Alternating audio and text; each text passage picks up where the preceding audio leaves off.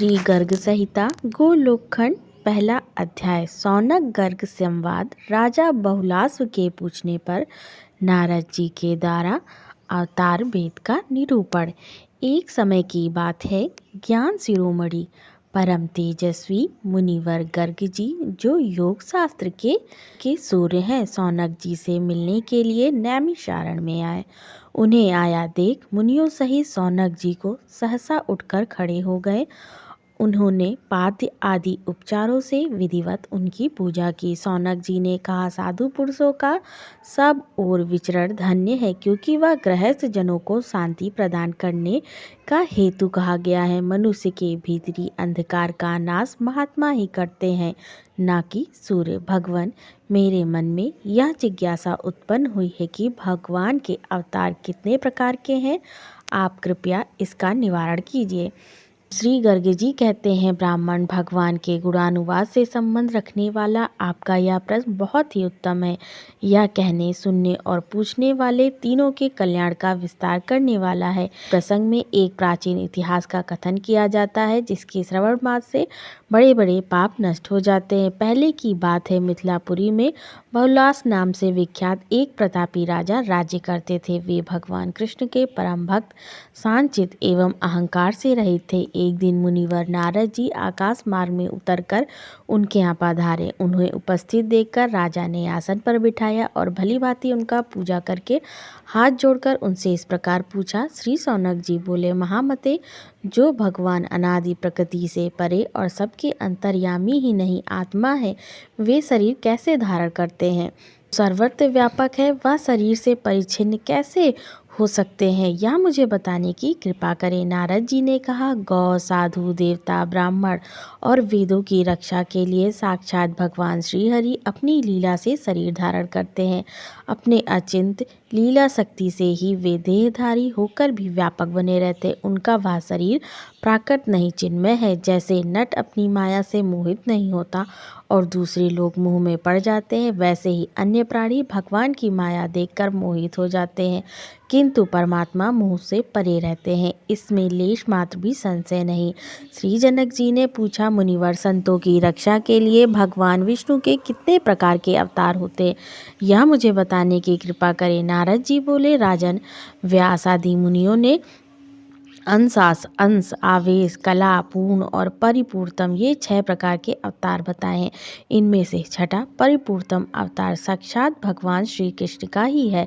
मरीचि आदि अंशावतार, ब्रह्मा आदि अंशावतार, कपिल एवं कूर्म प्रभृति कला अवतार और परशुराम आदि आवेशावतार कहे गए। नरसिंह, राम, श्वेत दीपाधिपति, हरि, वैकुंठ, यज्ञ और नर नारायण ये पूर्ण अवतार है, एवं साक्षात भगवान श्री कृष्ण ही परिपूर्णतम अवतार है। असंख्य ब्रह्मांडों के अधिपति वे प्रभु गोलक धाम में विराजमान हैं, जो भगवान के दिए सृष्टि आदि कार्य मात्र के अधिकार का पालन करते हैं। वे ब्रह्मा आदि सत्व स्वरूप भगवान के अंश है, जो उन अंशों के कार्यभार में हाथ बटाते हैं। वे अंशावतार के नाम से विख्यात है।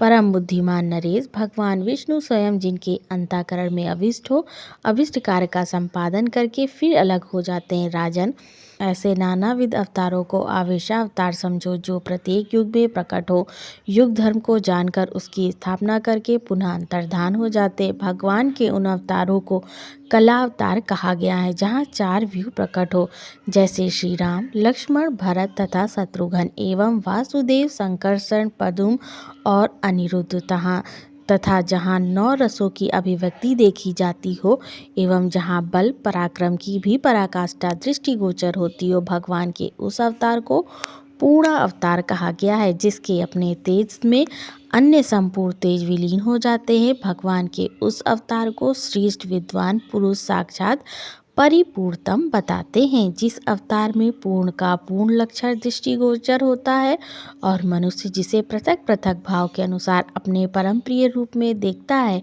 वही या साक्षात परिपूर्णतम अवतार है। स्वयं परिपूर्णतम भगवान श्री कृष्ण ही हैं, दूसरा नहीं, क्योंकि श्री कृष्ण ने एक कार्य के उद्देश्य से अवतार लेकर अन्य करोड़ों कार्यों का संपादन किया।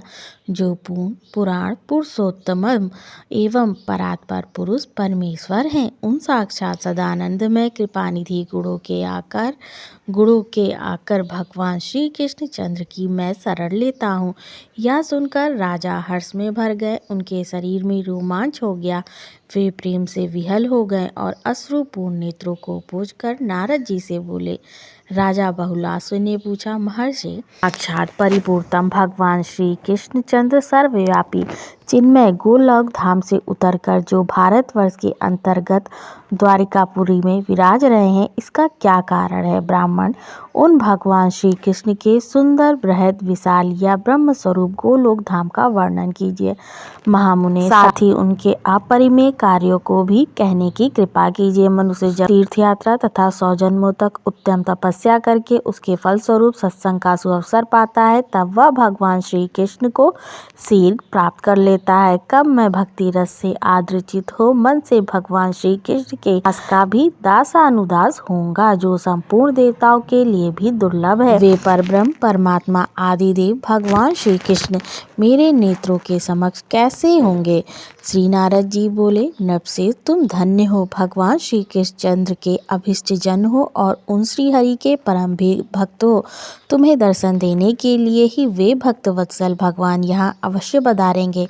ब्राह्मण देव, भगवान जनार्दन द्वारिका में रहते हुए भी तुम्हें और ब्राह्मण सूर्यदेव को याद करते रहते हैं।